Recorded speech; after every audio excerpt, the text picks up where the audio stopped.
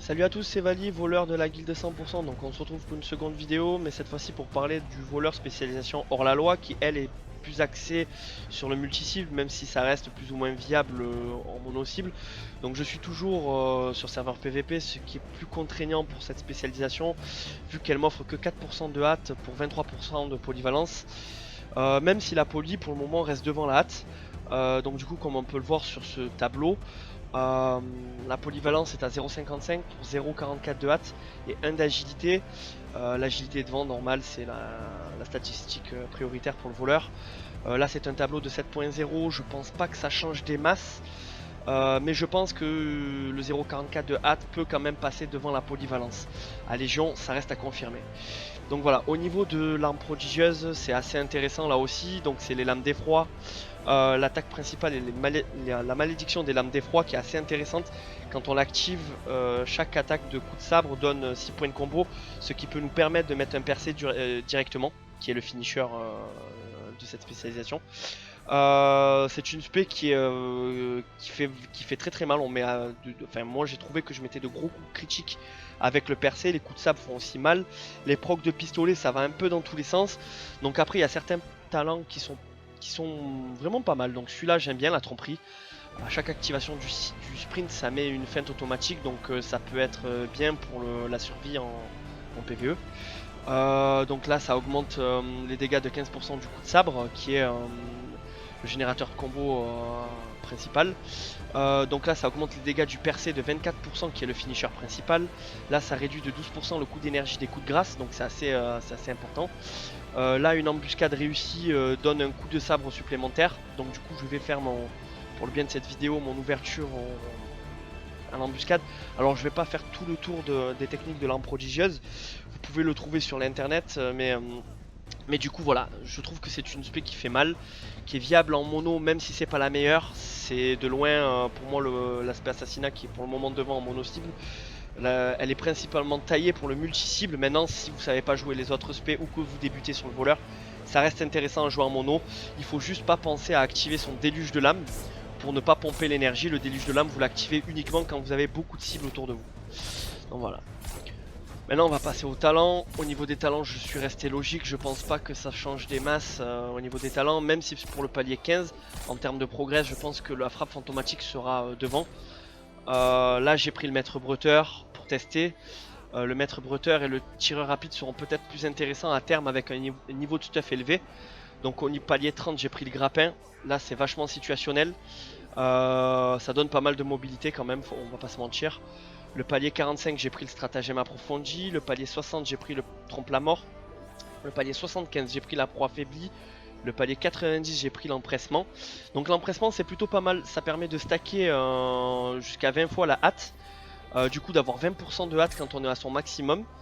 Sachant que la hâte est assez importante pour la hors-la-loi, c'est bien.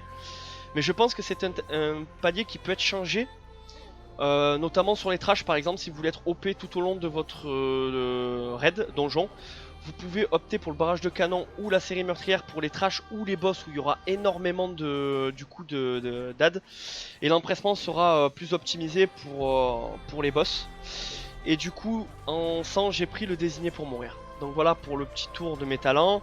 Au niveau du cycle, c'est bébête, hein, faut monter ses points de combo avec le coup de sabre, profiter des procs du coup de pistolet pour avoir un point de combo gratuit, pour mettre en finisher un percé qui va faire assez mal. Pour le burst, on active le rush adrénaline, puis la malédiction de l'âme d'effroi. Alors ce qu'il va falloir voir, c'est soit les claquer en dissocié, ou soit justement les claquer en même temps. Ça, il va falloir que je voie à terme si c'est plus optimisé de profiter du rush adrénaline, puis ensuite de rebondir sur la malédiction des lames d'effroi, ou de les claquer en même temps. Là, sur la vidéo, je vais les claquer les deux en même temps, vous allez pouvoir voir ce que ça fait. Donc après, voilà, le cycle, on monte à 6 PC, on active du coup le lancer dé pour profiter des buffs, qui sont assez fat, on va pas se mentir. Le désigner pour mourir, vous pouvez soit l'utiliser du coup pour faire un finisher directement, ou pour faire un jet de dé comme vous le souhaitez. Les elfes de sang pourront céder du coup du torrent arcanique pour avoir un petit pop d'énergie Ça c'est le petit clin d'œil, c'est pas mal en PvHL, tout est bon à prendre au niveau de l'optimisation. Donc après voilà, pour parler de mes Wikora, elles sont centrées.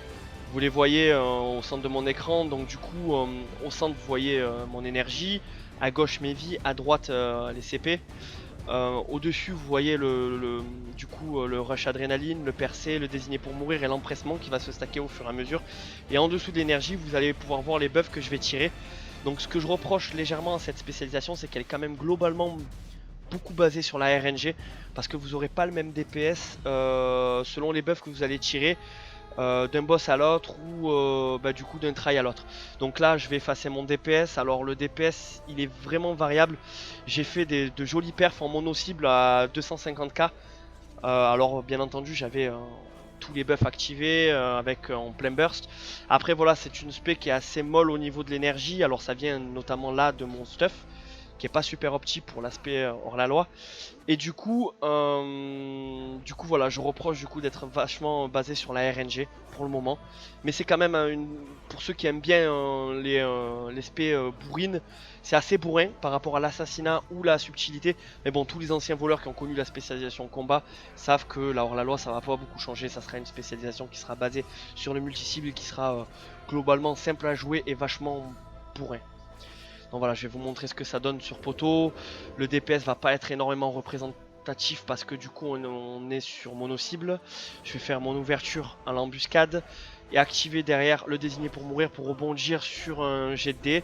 Et donc on va compter sur ma RNG pour tirer les bons buffs. Donc allez, c'est parti, j'embûche. Je mets mon désigné pour mourir, mon lancer de dés. Allez, on va être gourmand. Je vais tenter un peu de la RNG pour tirer notre buff. Allez, on va garder celui-là, c'est l'énergie rechargée. Je vais faire un percé et là j'active mon rush adré, ma malédiction, et là on voit qu'à chaque coup j'ai 6 PC. Donc je mets un percé, un coup de sabre, un percé, un coup de sabre, un percé, un proc, un percé. C'est assez pas mal, c'est vraiment rigolo. En plus ça me met de gros critiques je trouve. Et donc là voilà, là c'est le moment où c'est un peu plus mollasson. On court derrière l'énergie. Il faut bêtement monter ses points de combo à 6 pour faire un percé. Donc on peut profiter du tour arcanique pour les F200. Là je vais essayer d'être un petit peu gourmand. On va actualiser le buff.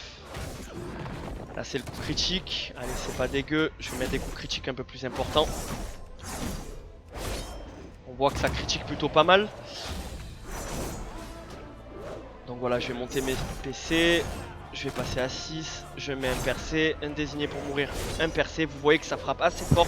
Surtout quand on a ce buff là qui augmente de 40% le score de coup critique. Donc ça fait vraiment mal.